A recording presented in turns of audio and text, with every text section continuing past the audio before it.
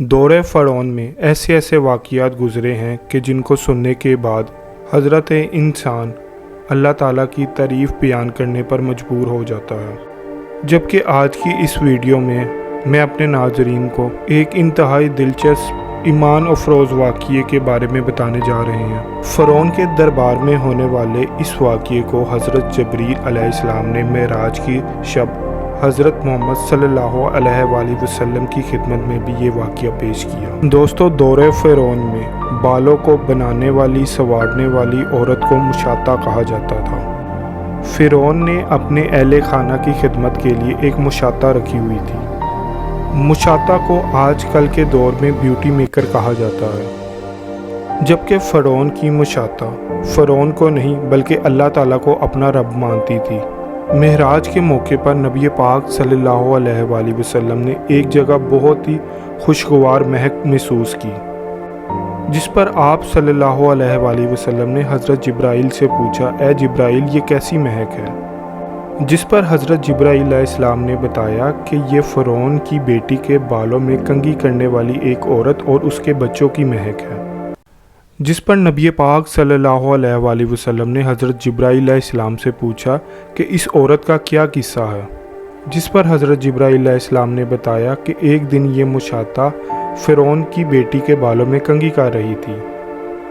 اچانک اس کے ہاتھوں سے کنگھی گر گئی اور اس نے بے ساختہ کہا، بسم اللہ۔ فرعون کی بیٹی نے پوچھا، اس کا کیا مطلب ہے؟ کیا تمہاری مراد میرے باپ کے نام سے ہے؟ جس پر اس مشاطہ نے کہا، نہیں، میرا اور تیرے باپ کا رب صرف ایک اللہ ہے۔ اس کا یہ جواب سننے کے بعد فرعون کی بیٹی نے کہا، اس بارے میں اپنے باپ یعنی فرعون کو بتاتی ہوں۔ فرعون کی بیٹی کی دھمکی سننے کے بعد مشاطہ نے کہا، ٹھیک ہے، آپ جا کے بتا دو۔ لہٰذا فرعون کی بیٹی نے جیسے ہی ساری بات اپنے باپ کو بتائی تو فرعون طیش میں آ گیا۔ اس نے فوراً دربار میں مشاطہ کو طلب کیا اور پوچھا، اے عورت، کیا میرے علاوہ تیرا کوئی اور رب بھی ہے؟ جس پر اس عورت نے انتہائی شجاعت اور جرأت سے جواب دیا کہ ہاں، تیرا اور میرا رب صرف ایک اللہ ہے۔ اس عورت کا جواب سننے کے بعد فرعون نے ایک بہت بڑے تانبے کی دیگ میں تیل گرم کر لیا۔ جب اس دیگ میں موجود تیل کھولنے لگا تو فرعون نے حکم دیا کہ اس عورت اور اس کی اولاد کو اس تیل میں ڈال دو۔ جس پر اس عورت نے فرعون کو کہا کہ میری تجھ سے صرف ایک درخواست ہے کہ میری اور میرے بچے کی ہڈیوں کو اکٹھا ایک کپڑے میں جمع کر کے دفن کر دینا۔ اس کے بعد اس عورت کی آنکھوں کے سامنے فرعون کے حکم پر ایک ایک کر کے اس کے بچوں کو کھولتے ہوئے تیل میں ڈالنا شروع کر دیا گیا۔ دوستوں، روایات میں آتا ہے کہ آخر میں اس کا ایک شیرخوار بچہ رہ گیا۔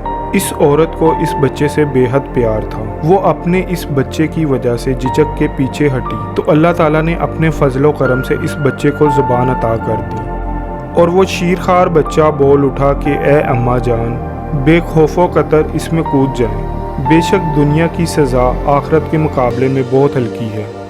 لہٰذا وہ عورت اس کھولتے ہوئے تیل میں کود گئی۔ یہاں آپ کو معلومات کے طور پر ایک اور بتاتا جاؤں کہ مصر میں حال ہی میں دریافت ہونے والے حرم کے کھنڈرات میں 3700 برس پرانی ایک کوٹری ملی ہے، جس کے بارے میں خیال کیا جا رہا ہے کہ یہ فرعون کی بیٹی کا مقبرہ ہے۔